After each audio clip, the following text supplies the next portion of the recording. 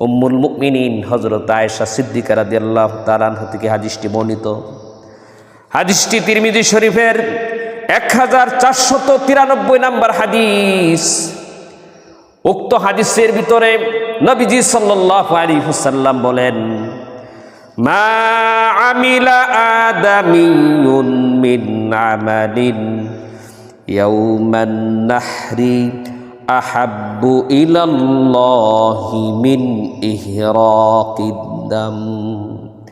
নবীজি সাল্লাল্লাহু আলাইহি ওয়াসাল্লাম বলেন, কোরবানির দিন যত ধরনের আমাল রয়েছে সমস্ত আমালের মধ্যে আল্লাহ পাকের কাছে সবচেয়ে প্রিয় আমল হলো কোরবানির দিন কোরবানি করা।